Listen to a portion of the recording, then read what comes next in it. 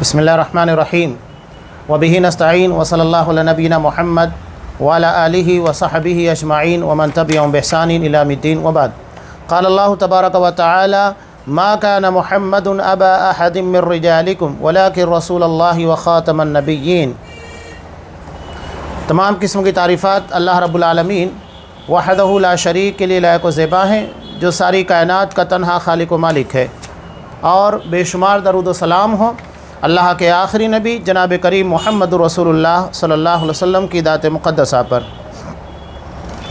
محترم سامعین، آج جو ذیلی عنوان ہے وہ ہے مختصراً محمد رسول اللہ صلی اللہ علیہ وسلم کے خصائص کا ذکر،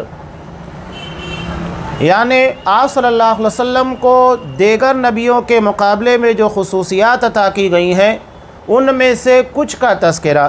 تمام چیزوں کا احاطہ مقصود نہیں ہے، بلکہ کچھ چیزوں کو یہاں پر بیان کیا جا رہا ہے۔ اب یہاں صاحب کتاب شیخ صالح الفوزان حفظہ اللہ نے الف اربع کر کے دو حصوں میں آپ صلی اللہ علیہ وسلم کی خصوصیات کا اختصار کے ساتھ تذکرہ کیا ہے۔ سب سے پہلی خصوصیت جو آپ صلی اللہ علیہ وسلم کو دیگر نبیوں کے مقابلے میں عطا کی گئی وہ ہے خاتم النبیین ہونا۔ خاتم النبیین کا مطلب آپ تمام نبیوں کے بالکل آخری حصہ ہے۔ اس کی مثال دیتے ہوئے آپ صلی اللہ علیہ وسلم نے کہا تھا کہ ایک بادشاہ نے بہت عالیشان محل تعمیر کیا، اور تعمیر کرنے کے بعد اس میں صرف ایک اینٹ کی جگہ باقی تھی، اور جب میں آ گیا تو وہ آخری اینٹ میں تھا۔ اب اس کے لگانے کے بعد وہ محل مکمل ہو چکا۔ تو یہ انبیاء کرام کی آمد کے سلسلے کی بات ہے۔ تو آپ صلی اللہ علیہ وسلم خاتم النبیین، یعنی اب آپ کے بعد کوئی نبی آنے والا نہیں۔ اب یہاں ضمناً ایک بات سمجھ لیجئے حضرت عیسیٰ علیہ السلام کے بارے میں، جیسا کہ ہم پڑھتے ہیں کہ حضرت عیسیٰ علیہ السلام قرب قیامت دوبارہ زمین کے پر آئیں گے۔ اللہ نے انہیں زندہ آسمان کے پر اٹھا لیا ہے، بر رفعہ اللہ الیہ، اللہ نے ان کو زندہ آسمان کے پر اٹھا لیا۔ قیامت کے قریب یہ دوبارہ روئے زمین کے پر آئیں گے، دجال کا خاتمہ کریں گے۔ انہی کے زمانے میں یاجوج اور ماجوج دو قومیں نکلیں گی جو اللہ کے حکم سے تباہ اور برباد کر دی جائیں گی۔ تو حضرت عیسیٰ علیہ السلام کا نزول بحیثیت نبی نہیں بلکہ بحیثیت امتی ہوگا، اس لیے کہ آپ صلی اللہ علیہ وسلم کے آنے کے بعد سے قیامت تک کا زمانہ آپ صلی اللہ علیہ وسلم کی نبوت کا ہے۔ آپ نے صاف کہا لا نبی بعدی، میرے بعد کوئی نبی نہیں۔ اب یہاں جن لوگوں نے جھوٹا دعویٰ کیا یہ تو آپ نے پہلے سے بتا دیا کہ میرے بعد 30 بڑے بڑے دجال کذابون جھوٹے لوگ ہوں گے، اور ہر کوئی دعویٰ کرے گا کہ وہ نبی ہے، حالانکہ وہ جھوٹ ہوگا۔ جیسا کہ ہم نے قریب میں دیکھا ہندوستان کے اندر مرزا غلام احمد قادیانی نے دعویٰ کیا، اور بھی بہت سارے لوگوں نے۔ خود آپ صلی اللہ علیہ وسلم کی زندگی میں اسود انسی ہے، مسیلمہ کذاب ہے، اور ایک عورت نے دعویٰ کیا تھا، لیکن یہ سارے کے سارے اپنی جگہ کے پر مر مٹ گئے، ختم ہو گئے، ان کے ماننے والے کوئی موجود نہیں ہے، اور اللہ نے انہیں دنیا میں ہی ذلیل اور رسوا کر دیا۔ اللہ ارشاد فرماتا ہے وَمَا أَرْسَلْنَاكَ إِلَّا رَحْمَةً لِلْعَالَمِينَ، سورہ انبیاء آیت نمبر 107، کہ اے نبی ہم نے تو تم کو دنیا والوں کے لیے رحمت بنا کر بھیجا ہے، یعنی تمام لوگوں کے لیے اس میں کوئی خالی نہیں ہے۔ نیز آگے اللہ ارشاد فرماتا ہے سورہ احزاب آیت نمبر 40، مَا كَانَ مُحَمَّدٌ أَبَا أَحَدٍ مِّن رِجَالِكُمْ، کہ لوگوں محمد صلی اللہ علیہ وسلم تمہارے مردوں میں سے کسی کے باپ نہیں، وَلَٰكِن رسول اللہ وخاتم النبیین، مگر وہ اللہ کے رسول اور خاتم النبیین ہیں۔ اب یہاں کچھ لوگ یہ سوچ سکتے ہیں کہ آپ صلی اللہ علیہ وسلم کو تو اولاد تھی، یعنی حضرت ابراہیم رضی اللہ تعالیٰ عنہ جو 18 مہینے کی عمر میں انتقال کر گئے، آپ صلی اللہ علیہ وسلم کے بڑے بیٹے قاسم جن کی بنیاد کے پر آپ کی کنیت ابو القاسم ہے، تو آپ صلی اللہ علیہ وسلم کے بیٹے تھے، تو قرآن یہ کیوں کہہ رہا ہے کہ آپ کسی مرد کے باپ نہیں؟ یہاں بات سمجھنے کی ہے۔ عربی زبان میں رجال اسے کہا جاتا ہے جو بلوغت کی عمر کو کراس کر جائے، یعنی بالغ ہو جائے۔ جب تک وہ بالغ نہیں ہے تب تک کہ وہ طفل کہلائے گا، بچہ کہلائے گا، اسے ولد کہا جاتا ہے، اور اگر وہ گود میں ہوتا ہے تو اس کو صبی کہا جاتا ہے۔ قرآن نے کہا کہ آپ کسی بالغ مرد کے باپ نہیں ہیں، یعنی آپ صلی اللہ علیہ وسلم کا کوئی بیٹا بلوغت کی عمر کو نہیں پہنچا، بلکہ بچپن میں ہی ان کا انتقال ہو گیا تھا۔ 3 بیٹے آپ صلی اللہ علیہ وسلم کے تھے، قاسم اور عبداللہ، اور انہی کا لقب طیب اور طاہر تھا۔ اور اس کے بعد حضرت ماریہ قبطیہ رضی اللہ تعالیٰ عنہ سے، جو آپ صلی اللہ علیہ وسلم کی لونڈی تھی، حضرت ابراہیم رضی اللہ تعالیٰ عنہ پیدا ہوئے، جو 18 مہینے کی عمر میں انتقال کر گئے۔ کوئی بھی جوانی کی عمر کو، بلوغت کی عمر کو نہیں پہنچا۔ قرآن نے اسی چیز کا تذکرہ کیا ہے۔ نیز آپ صلی اللہ علیہ وسلم کا ارشاد ہے کہ میں خاتم النبیین ہوں، میرے بعد کوئی نبی نہیں ہوگا، لا نبی بعدی، میرے بعد کوئی نبی آنے والا نہیں ہے۔ تو یہ آپ صلی اللہ علیہ وسلم کی پہلی اور اہم خصوصیت ہے۔ اس کے بعد قرآن مجید یہاں دوسری اہم خصوصیت شیخ صالح الفوزان حفظہ اللہ بیان کر رہے ہیں کہ آپ کے لیے مقام محمود ہے۔ محمود کا مطلب لائق تعریف، یعنی جس مقام کی لوگ تعریف کریں، اور وہ شفاعت عظمیٰ ہے۔ یہ شفاعت عظمیٰ کیا ہے؟ قیامت کے دن جیسا کہ ایک طویل روایت ہے بخاری کی، سارے لوگ میدان محشر میں جمع ہوں گے، اور سورج 1 میل کے فاصلے کے پر ہوگا، زمین تانبے کی طرح تپ رہی ہوگی، لوگ اپنے گناہوں کے اعتبار سے پسینے میں ڈوبے ہوئے ہوں گے، کوئی ٹخنے تک، کوئی گھٹنے تک، کوئی کمر تک، کوئی کان کی لو تک، کوئی پورا شرابور ہوگا۔ یہ عالم ہوگا قیامت کے دن میدان محشر میں۔ ایسے میں کچھ نیک لوگ انبیاء کرام کے پاس جائیں گے، سب سے پہلے حضرت آدم علیہ السلام کے پاس۔ وہ کہیں گے کہ اللہ آج اتنا غصہ ہے کہ اس سے پہلے اللہ کبھی اتنا غصہ نہیں ہوا، نہ اس کے بعد ہوگا۔ آج مجھے وہ خطا یاد آ رہی ہے کہ اللہ نے مجھے درخت کے پھل کو کھانے سے منع کیا تھا، میں نے استعمال کر لیا، لہذا میں اللہ کے پاس جا کر سفارش نہیں کر سکتا۔ تم ایک کام کرو، حضرت نوح علیہ السلام کے پاس جاؤ۔ لوگ حضرت نوح علیہ السلام کے پاس جائیں گے، کہیں گے کہ دیکھیے میدان محشر میں لوگ کتنا حیران و پریشان ہیں، آپ اللہ سے دعا کیجئے کہ جلد سے جلد حساب لیا جائے۔ حضرت نوح علیہ السلام اپنی کسی خطا غلطی کا تذکرہ نہیں کریں گے، لیکن کہیں گے کہ نہیں، میں اس لائق نہیں ہوں، آپ لوگ کسی اور کے پاس جاؤ۔ اس کے بعد حضرت ابراہیم علیہ السلام، اس کے بعد حضرت موسیٰ، حضرت عیسیٰ، تمام لوگوں کے پاس جائیں گے، اور آخر میں ہر کوئی جب انکار کر دے گا تو لوگ آپ صلی اللہ علیہ وسلم کے پاس آئیں گے۔ آپ صلی اللہ علیہ وسلم کے پاس آنے کے بعد تب آپ کہیں گے کہ ہاں، میں ہی اس کا اہل ہوں، اور یہ مقام میرے لیے ہی ہے۔ چنانچہ آپ صلی اللہ علیہ وسلم جائیں گے، سجدہ ریز ہوں گے، آپ صلی اللہ علیہ وسلم کو اللہ کہے گا کہ اپنا سر اٹھائیے اور سفارش کیجئے، آپ کی سفارش کو قبول کیا جائے گا۔ چنانچہ آپ صلی اللہ علیہ وسلم اپنا سر اٹھا کر سب سے پہلے لوگوں کے حساب و کتاب کے لیے اللہ سے سفارش کریں گے۔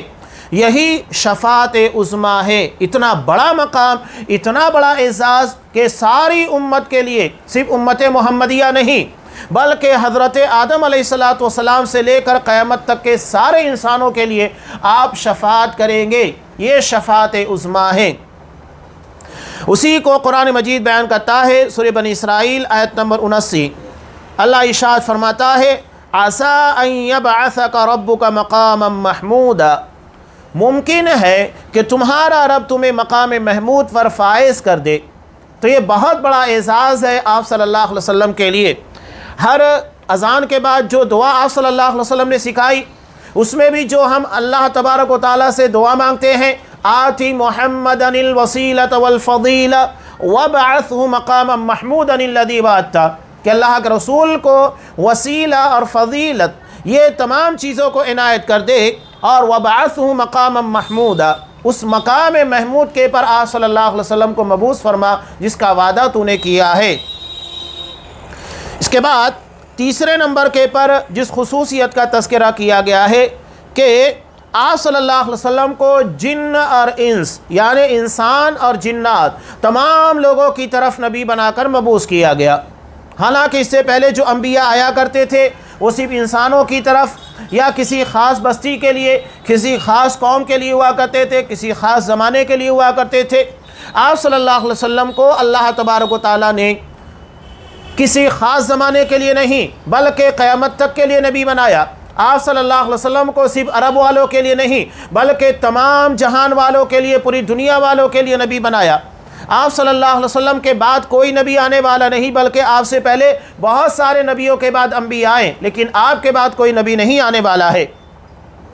اس کے علاوہ آپ صلی اللہ علیہ وسلم کو یہ اعزاز اور یہ خصوصیت بھی کہ آپ کو انسانوں کے ساتھ ساتھ جناتوں کی طرف بھی نبی بنا کر مبعوث کیا گیا، یعنی آپ انسان کے ساتھ ساتھ جنات کے بھی نبی ہیں۔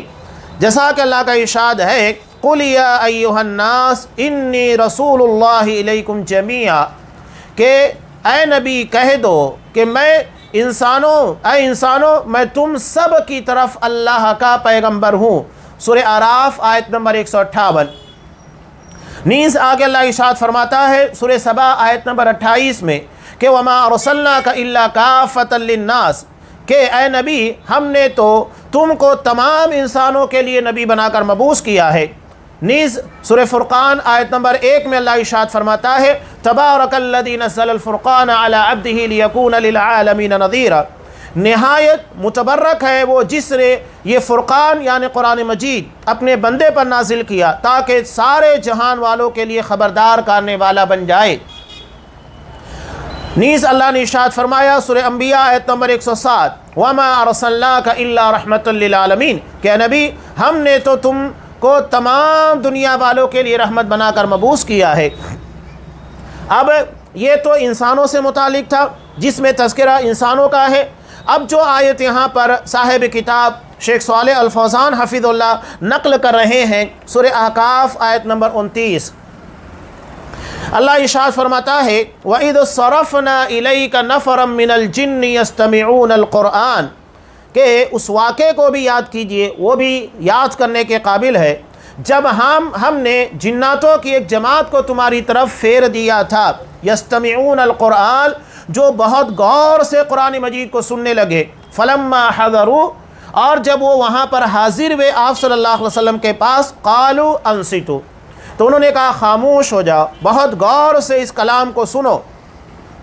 فلما قضی ولوا الی قومہم منذرین چنانچہ جب انہوں نے قرآن مجید سنا اور قرآن مجید آپ نے پڑھنا بند کر دیا، مکمل کر لیا، تو یہ اپنی قوم میں خبردار کرنے والے داعی بن کر اپنی قوم کو اللہ کے عذاب سے ڈرانے والے بن کر واپس لوٹے۔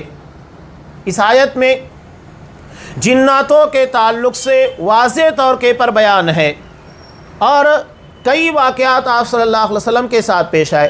خاص طور سے واقعہ اس وقت تو پہلے پیش آیا جب آپ مکہ میں بڑی محنت کرنے کے بعد، بہت کوشش کرنے کے بعد بھی دیکھا کہ رزلٹ ویسا نہیں لگ رہا ہے۔ چند افراد ہی سینکڑوں کی تعداد جن کی تھی 100 کے آس پاس وہ مسلمان ہوئے، اتنی بڑی تعداد کے ہونے کے باوجود بھی تب مکہ سے باہر آپ صلی اللہ علیہ وسلم نے سب سے پہلے دعوت کے لیے طائف کو ٹارگیٹ کیا۔ وہاں گئے جو کہ مکہ سے انتہائی قریب شاندار علاقہ تھا، سرد علاقہ ہے، سرد علاقے کے علاوہ یہاں کھیتی باڑی لوگوں کے پاس بہت وافر تھی، معیشت انتہائی مضبوط تھی۔ وہاں آپ صلی اللہ علیہ وسلم گئے اور طائف کے بارے میں تو آپ کو پتہ ہے کہ وہاں جانے کے بعد آپ صلی اللہ علیہ وسلم کے ساتھ کیا کچھ کیا گیا۔ اگر ان پہاڑیوں کو آج دیکھ لیں تو انسان حیران رہ جائے۔ 10 دن آپ صلی اللہ علیہ وسلم طائف میں تھے، جن پہاڑیوں کو پیدل کراس کیا تھا، پار کیا تھا، انسان صرف دیکھ لے تو حیران ہو جائے کہ ہم اسے دیکھنے کے بعد دنگ رہ جاتے ہیں۔ آپ صلی اللہ علیہ وسلم نے حضرت زید بن حارثہ کے ساتھ پیدل اسے کراس کیا تھا۔ انتہائی دشوار گزار راستہ، مشکل، انتہائی اونچی اور ساتھ ہی ساتھ ایسا علاقہ جو کہ پیروں کو زخمی بنا دینے والا، آسانی کے ساتھ طے نہیں کیا جا سکتا۔ اب وہاں جانے کے بعد کیا ہوا؟ بڑی امید لے کر گئے تھے، لوگوں کو اللہ کے دین کی طرف دعوت دی، تو بجائے آپ کی دعوت کے قبول کرنے کے ذہنی طور کے پر، جسمانی طور پر، دونوں طریقے سے آپ کو حیران و پریشان کیا۔ پتھروں سے مار مار کر آپ کے جسم کو لہولان کیا اور گالیاں دے دے کر آپ صلی اللہ علیہ وسلم کو ذہنی طور کے پر ڈسٹرب کیا۔ اس قدر آپ کو حیران و پریشان کیا گیا۔ اب ایسے عالم میں جب آپ 10 دن طائف میں قیام کرتے ہیں اور قیام کرنے کے بعد واپس لوٹتے ہیں، آپ کو کچھ ہاتھ نہیں لگا، ایک آدمی مسلمان نہیں ہوا، نہ کوئی آپ کی دعوت سے متاثر ہوا۔ سوچئے کہ آپ صلی اللہ علیہ وسلم کے لیے کتنا دکھ اور تکلیف کا موقع تھا۔ تب اللہ تبارک و تعالیٰ نے آپ صلی اللہ علیہ وسلم کے لیے غیبی طور کے پر مدد کی۔ جب آپ وادی نخلہ جو کہ مکہ کے قریب ہے وہاں پر پہنچے اور نماز فجر میں قرآن مجید کی تلاوت کر رہے تھے تو ادھر سے جناتوں کی ایک جماعت گزر رہی تھی۔ جیسے ہی انہوں نے قرآن مجید کو سنا وہاں پر رک گئے اور تمام لوگوں کو کہا کہ خاموش ہو جاؤ۔ اصل واقعہ کیا تھا کہ جب قرآن مجید نازل ہونا شروع ہوا تو اللہ نے آسمان کے پر پہرے لگا دیے، ورنہ پہلے کیا تھا، شیاطین آسمان کے پر جایا کرتے تھے، فرشتوں کے درمیان جو باتیں ہوا کرتی تھی اس کو سن لیا کرتے اور آ کر نجومیوں کے کان میں بتاتے تھے، اور ان خبروں کو سننے کے بعد جو کہ صداقت کے پر مبنی ہوتی، اس لیے کہ وہ اللہ کا فیصلہ ہے، فرشتوں کے درمیان وہ بات چل رہی ہے، نجومیوں کو بتا دیتے۔ اب یہ نجومی اس ایک سچ کے اندر 99 جھوٹ ملا کر لوگوں کے درمیان بیان کرتے، اور اس ایک سچ کی بنیاد کے پر لوگ ان پر ایمان لے کر آ جاتے، ان کی باتیں ماننے لگتے، حالانکہ 99 جھوٹ کے پر ان کو دھیان نہیں جاتا۔ لیکن جب قرآن مجید نازل ہونے لگا تو اللہ نے آسمان کی سیکورٹی کو انتہائی سخت کر دیا۔ کوئی بھی جن اگر آسمان دنیا کے قریب جاتا تاکہ وہاں کی باتیں سنیں تو فوری طور کے پر شہاب ثاقب مار کر انہیں بھگا دیا جاتا۔ یہ بات جناتوں کے لیے بڑی عجیب تھی کہ آخر آسمان کے پر یہ پہرا اتنا سخت کیوں کر دیا گیا ہے۔ اسی کی تلاش میں، جستجو میں کہ آخر دنیا میں ایسا کون سا واقعہ پیش آنے والا ہے جس کے لیے آسمان کے پر اتنی سختی برتی گئی ہے۔ جناتوں کی مختلف جماعت تھی، مختلف ٹیمیں تھیں، الگ الگ مقامات کے پر تحقیق کر رہے تھے۔ تو جب یہ جماعت آپ صلی اللہ علیہ وسلم کے پاس سے گزرتی ہے، جب قرآن آپ تلاوت کر رہے تھے، فوراً رک گئے اور سمجھ گئے کہ اس قرآن کے نزول کے لیے اللہ نے آسمان کے پر پہرے سخت کیے ہیں۔ چنانچہ یہ مسلمان ہوئے۔ قرآن نے جیسا کہ تذکرہ کیا، فلما قضی، جب آپ صلی اللہ علیہ وسلم نے قرآن مجید کو پڑھنا بند کر دیا، قرآن مجید کی تلاوت مکمل کر لی، ولوا الی قومہم منذرین، تو یہ اپنی قوم کی طرف منذر یعنی خبردار کرنے والے، اللہ کے عذاب سے ڈرانے والے بن کر لوٹے۔ اب یہاں اس آیت میں واضح طور کے پر بتایا گیا کہ آپ صلی اللہ علیہ وسلم کو جناتوں کی طرف بھی نبی بنا کر مبعوث کیا گیا ہے۔ قرآن میں بھی کئی جگہ کے پر اس بات کا تذکرہ ہے، جیسا کہ سورہ انعام آیت نمبر 130 میں اللہ ارشاد فرماتا ہے، یا معشر الجن والانس الم یاتکم رسل منکم، کہ اے ہمارے گروہ جن و انس، کیا تمہارے پاس خود تم میں سے ایسے رسول نہیں آئے تھے؟ قرآن کہہ رہا ہے انسانوں کو بھی خطاب کر کے، جناتوں کو بھی خطاب کر کے۔ اس کا مطلب یہ ہے کہ قرآن کے مخاطب انسان بھی ہیں، جنات بھی ہیں، یعنی آپ صلی اللہ علیہ وسلم انسانوں کے ساتھ ساتھ جناتوں کی طرف بھی نبی بنا کر مبعوث کیے گئے۔ نیز سورہ جن آیت نمبر 11 میں اللہ نے جناتوں کے بارے میں خبر دیتے ہوئے کہا کہ جنات کیا کہہ رہے ہیں، وَأَنَّا مِنَّا الصَّالِحُونَ وَمِنَّا دُونَ ذَلِكَ كُنَّا طَرَائِقَ قِدَدًا، کہ ہم میں سے کچھ لوگ صالح ہیں، نیک ہیں، جو اللہ کے حکم کے مطابق چلتے ہیں، اور کچھ اس سے فروتر ہیں، یعنی اللہ کے حکم کی عدولی کرتے ہیں، اللہ کے حکم کے مطابق نہیں چلتے ہیں، اور اس سے مختلف قسموں کے لوگ ہیں۔ ہم مختلف طریقوں میں بٹے ہوئے ہیں، یعنی مختلف مذاہب تھے، مسلمان، کافر، اہل سنت، اہل بدعت، جس طرح مسلمانوں کے درمیان ہے اسی طرح جناتوں کے اندر بھی اس طرح جماعتیں ہیں۔ اور سورہ جن آیت نمبر 14 میں اللہ ارشاد فرماتا ہے جناتوں کے قول کو نقل کرتے ہوئے، وَأَنَّا مِنَّا الْمُسْلِمُونَ وَمِنَّا الْقَاسِطُونَ، کہ ہم میں سے کچھ لوگ مسلم یعنی اللہ کے اطاعت گزار، اور کچھ حق سے منحرف یعنی بے راہ اور گمراہ بھی ہیں۔ تو یہ قرآن جناتوں کے متعلق تذکرہ کر رہا ہے کہ جس طرح انسانوں میں نیک ہوتے ہیں بد ہوتے ہیں، اسی طرح جناتوں کے اندر بھی نیک اور بد ہوتے ہیں۔ جس طرح انسانوں میں صالح لوگ ہوتے ہیں اس طرح جناتوں میں ہوتے ہیں، جس طرح انسانوں میں فاسق کافر مشرک بدعتی ہوتے ہیں ویسے جناتوں میں بھی ہوتے ہیں۔ اب یہاں یہ بات کہ آپ صلی اللہ علیہ وسلم کو کہیں پر کسی آیت یا حدیث کی بنیاد کے پر یہ ثابت نہیں ہوتا ہے کہ آپ صرف عرب کے لیے نبی بنا کر مبعوث کیے گئے، ایسا کہیں ثابت نہیں ہوتا ہے، بلکہ آپ صلی اللہ علیہ وسلم عرب اور عجم، عرب اس کے علاوہ عجمی لوگ جتنے لوگ تھے تمام لوگوں کے لیے آپ صلی اللہ علیہ وسلم کو نبی بنا کر مبعوث کیا گیا۔ رہا مسئلہ پیچھے بھی گزر چکا ہے کہ اللہ نے قرآن مجید کو عربی زبان میں کیوں نازل کیا، اس کی بڑی وجہ یہ ہے کہ آپ صلی اللہ علیہ وسلم کے اولین مخاطبین جو تھے وہ عربی داں تھے، اس لیے قرآن کو عربی میں نازل کیا، اور اس کے بعد ان لوگوں کو ذمہ داری دی گئی کہ بقیہ لوگوں تک قرآن کے پیغام کو، دین اسلام کی باتوں کو پہنچائے، اور ان لوگوں نے پہنچایا۔ اور آج ہم دیکھ رہے ہیں کہ قرآن مجید یہ دنیا کی تقریباً تمام زبانوں کے اندر ترجمہ کیا ہوا ہے، ہر کوئی اللہ کے پیغام کو سمجھ سکتا ہے، پڑھ سکتا ہے۔ علاوہ ازیں احکام شریعت بھی دنیا کی مختلف زبانوں کے اندر ٹرانسلیٹ کی گئی ہے، ترجمہ کی گئی ہے۔ اب آگے یہاں پر شیخ الاسلام ابن تیمیہ رحمۃ اللہ علیہ کا قول نقل کرتے ہوئے صاحب کتاب بیان کرتے ہیں کہ انسان پر یہ واجب ہے کہ وہ جانے کہ اللہ نے محمد رسول اللہ صلی اللہ علیہ وسلم کو جن و انس دونوں کی طرف رسول بنا کر بھیجا تھا۔ ان پر یہ بھی واجب ہے کہ رسول پر اور جو کچھ وہ لے کر آئے سب پر ایمان رکھے اور ان کی اطاعت کریں، یہ ہر مسلمان کے پر واجب ہے۔ کوئی یہ نہ کہے کہ نہیں آپ صلی اللہ علیہ وسلم صرف انسانوں کی طرف نبی بنا کر بھیجے گئے، جناتوں کی طرف نہیں، غلط، بلکہ انسان اور جنات دونوں کی طرف آپ کو نبی بنا کر بھیجا گیا، ہمیں اس کے پر ایمان رکھنا ہے، اس لیے کہ اللہ کے کلام کے اندر بھی ہے اللہ اور اس کے رسول جسے حلال قرار دیں اسے حلال مانے، اور جسے حرام ٹھہرا دے اسے حرام مانے، جسے محبوب رکھیں اس سے محبت کرے، اور جسے ناپسند کرے اس سے نفرت کرے۔ یہ ہماری ذمہ داری، یہ ہمارا ایمان کا تقاضا ہے۔ جس پر بھی رسول اللہ صلی اللہ علیہ وسلم کی جن و انس کی طرف سے رسالت کی حجت ثابت ہو گئی، اس کے بعد بھی وہ اس پر ایمان نہیں لایا تو اللہ کے عذاب کا اسی طرح مستحق ٹھہرے گا جیسا کہ وہ کافر عذاب کے مستحق ٹھہرے جن کی طرف رسول بھیجے گئے تھے۔ یہ وہ اصل ہے جس پر صحابہ، تابعین، ائمہ مسلمین اور مسلمانوں کے سارے گروہ اہل سنت والجماعت کا اتفاق ہے۔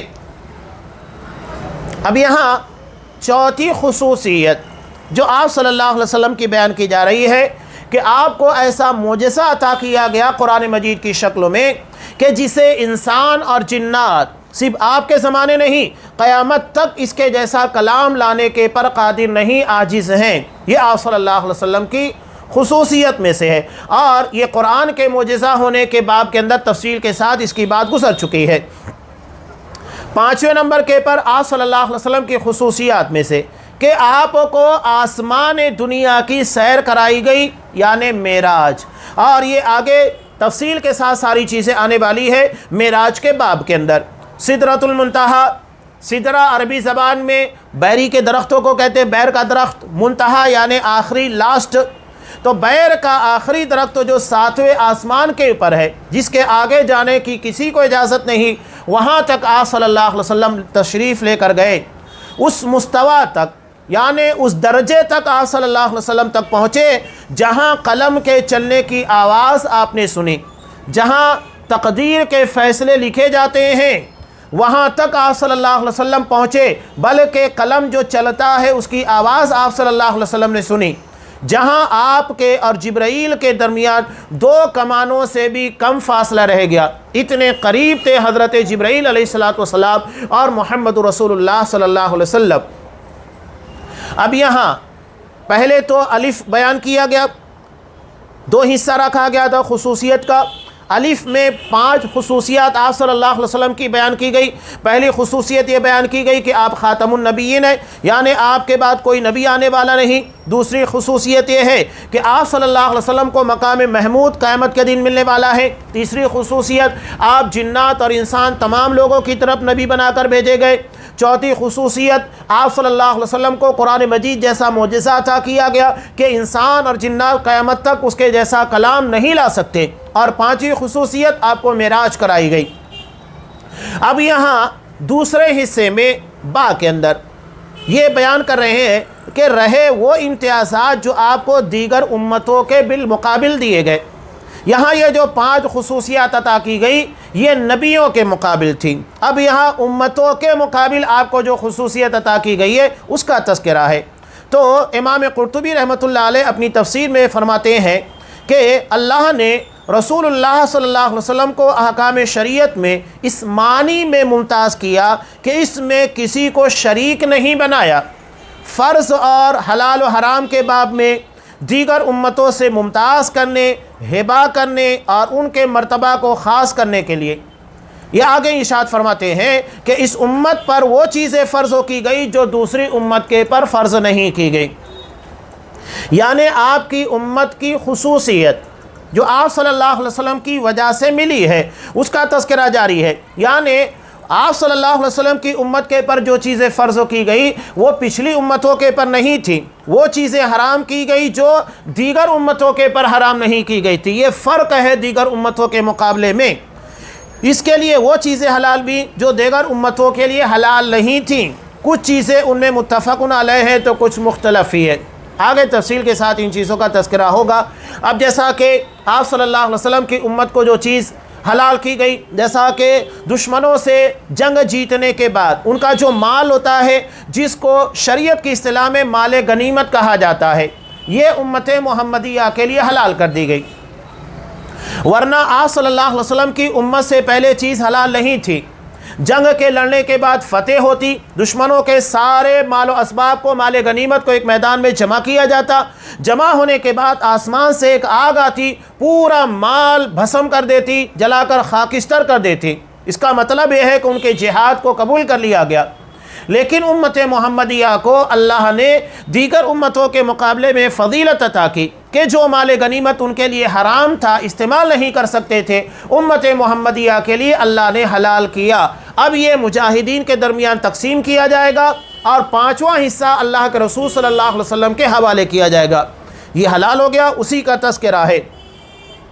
پھر کچھ خصائص کا انہوں نے تذکرہ کیا، یعنی امام قرطبی نے، ان میں سے یہ ہے کہ رات میں تہجد کی ادائیگی یہ آپ صلی اللہ علیہ وسلم کے لیے تھی، امت محمدیہ کے لیے جو پہلے امتوں میں نہیں تھی۔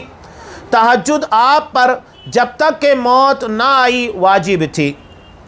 اللہ کے اس قول کے مطابق یا ایھا المزمل قم اللیل الا قلیلا، کہ اے محمد صلی اللہ علیہ وسلم اوڑھ لپیٹ کر سونے والے، اے چادر لپیٹنے والے، رات کو نماز میں کھڑے رہا کیجئے مگر کم، یعنی اتنا بھی نہیں کہ یہ آپ رات میں آرام نہ کریں، مکمل طریقے سے عبادت کرتے رہیں، نہیں، کچھ وقت عبادت کیجئے، کچھ وقت جسم کو راحت دیجئے، آرام کیجئے، اس لیے کہ بدن کا بھی حق ہے۔ منصوص یہی ہے کہ وہ نماز آپ پر واجب تھی تہجد، مگر بعد میں منسوخ ہو گئی، یعنی شروع میں آپ صلی اللہ علیہ وسلم کے لیے واجب تھی، بعد میں اسے منسوخ کر دیا گیا کہ واجب نہیں ہے، نفل ہے۔ اللہ کا یہ فرمان ہے وَمِنَ اللَّيْلِ فَتَهَجَّدْ بِهِ نَافِلَةً لَكَ، سورہ بنی اسرائیل آیت نمبر 76۔ اور رات کو تہجد پڑھو، یہ تمہارے لیے فضل یعنی اضافی ہے۔ اسی طرح آپ صلی اللہ علیہ وسلم کی خصوصیت میں سے یہ ہے کہ آپ جب بھی کوئی کام کیا کرتے تھے تو اس پر جمے رہتے۔ اب مثال کے طور پر ایک مرتبہ کیا ہوا کہ ایک قبیلے کے وفد آپ صلی اللہ علیہ وسلم سے ملاقات کے لیے آئے، اور ان لوگوں سے بات چیت کی وجہ سے آپ صلی اللہ علیہ وسلم ظہر کے بعد کی جو سنتیں تھیں اسے نہیں ادا کر پائے، اسے عصر کے بعد آپ صلی اللہ علیہ وسلم نے ادا کیا۔ اس سے بات ثابت ہوتی ہے کہ سنت کی بھی قضا ہے جو آپ صلی اللہ علیہ وسلم نے کی، اور اس کے بعد آپ کا یہ معمول تھا کہ ہمیشہ عصر کی نماز کے بعد آپ 2 رکعت نماز ادا کیا کرتے تھے جو سنت تھی، سنت غیر مؤکدہ تھی، تو آپ نے اس کو معمول بنا لیا۔ اسی کا تذکرہ ہے کہ جب بھی کوئی کام کرتے تو اس پر جمے رہتے، اس کو چھوڑتے نہیں تھے۔ اور اسی میں سے ہے کہ آپ کے لیے روزوں میں سے صوم وصال کو حلال کیا گیا۔ صوم وصال کیا ہے؟ صوم وصال یعنی پے در پے، بغیر سحری اور افطار کیے 2 دن 3 دن تک روزہ رکھنا۔ لیکن آپ صلی اللہ علیہ وسلم نے امت محمدیہ کو منع کیا کہ صوم وصال نہ رکھے۔ کیوں؟ آپ صلی اللہ علیہ وسلم نے کہا کہ میرا رب مجھے کھلاتا پلاتا ہے، یعنی جسمانی طور پر اللہ نے مجھ کو اتنا طاقتور بنایا ہے کہ میں 2 دن 3 دن بغیر افطار اور سحر کے روزہ رکھ سکتا ہوں۔ صوم وصال اسی کو کہا جاتا ہے۔ وصال یعنی کنٹینیو، جوڑ کر رکھنا، اس میں افطار اور سحر کے ذریعے فصل نہ کرنا۔ علاوہ ازیں 4 سے زائد بیویاں آپ صلی اللہ علیہ وسلم کے لیے حلال کی گئی، ورنہ امت کے عام افراد کے لیے 4 بیویاں بیک وقت رکھنے کی اجازت ہے، جبکہ آپ صلی اللہ علیہ وسلم کو 4 سے زائد کی اجازت تھی۔ بیک وقت 9 بیویاں آپ صلی اللہ علیہ وسلم کی زوجیت میں تھیں۔ اسی میں سے ہے کہ مکہ میں آپ کے لیے قتال کو حلال کیا گیا جب آپ فتح مکہ کے وقت پہنچے تھے، ورنہ مکہ میں قتال کرنا، جنگ کرنا منع ہے۔ یہ آپ کی خصوصیت میں سے ہے کہ آپ کے لیے ایک گھڑی، ایک متعینہ وقت کے اندر اس کو حلال کر دیا گیا تھا۔ اور اسی خصوصیت میں سے ہے کہ آپ کی میراث تقسیم نہیں کی گئی۔ آپ صلی اللہ علیہ وسلم نے کیا کہا کہ ہم انبیاء کی جماعت ہیں اور ہمارا ورثہ تقسیم نہیں ہوتا ہے، وہ صدقہ ہو جاتا ہے، یعنی امت کے ضرورت مندوں کے درمیان اس کو تقسیم کیا جائے گا، صدقہ کر دیا جائے گا۔ یہ ورثہ کے درمیان ترکے کے طور کے پر تقسیم نہیں کیا جائے گا۔ اور اسی میں سے ہے کہ آپ کی موت کے بعد بھی آپ کی بیویوں کی زوجیت باقی رہے گی، امہات المؤمنین جو کہلاتی ہیں۔ آپ صلی اللہ علیہ وسلم کی وفات کے بعد یہ کسی دوسرے سے نکاح نہیں کر سکتی، جیسا کہ عام امت کے افراد کے لیے حکم ہے کہ اگر اس کی وفات ہو جائے تو عدت کے گزرنے کے بعد اس کی بیوی یہ اس کی زوجیت کے باہر ہو جاتی ہے، اب یہ کسی دوسرے مرد سے نکاح کر سکتی ہیں۔ لیکن آپ صلی اللہ علیہ وسلم کے نکاح میں آنے کے بعد جو ازواج مطہرات تھی، آپ کی وفات کے بعد انہیں اس بات کی اجازت نہیں تھی، یعنی وہ وفات کے بعد بھی آپ کی بیویاں ہی ہیں اور انشاءاللہ جنت کے اندر بھی وہ آپ کی بیوی ہی رہیں گی۔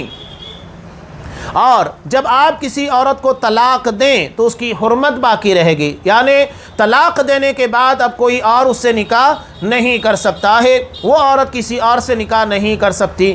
اس کے علاوہ بھی بہت ساری خصوصیات ہیں، یہاں چند کا تذکرہ کیا گیا ہے۔ انشاءاللہ آئندہ درس میں اسراء اور معراج سے متعلق جو باتیں ہیں وہ آپ کے سامنے تفصیل کے ساتھ بیان کی جائے گی۔ اللہ تبارک و تعالیٰ سے دعا ہے کہ یہ خصوصیات جو آپ صلی اللہ علیہ وسلم کو اللہ نے عطا کی ہیں، ہمیں اس کے پر ایمان و یقین رکھنے کی توفیق دے اور اس میں سے ہر بات کو تسلیم کرنے والا بنائے، کسی جگہ کسی معاملے کے اندر کوئی شک و شبہ ہمارے ذہن و دماغ کے اندر نہ رکھے۔ آمین۔ وآخر دعوانا ان الحمدللہ رب العالمین۔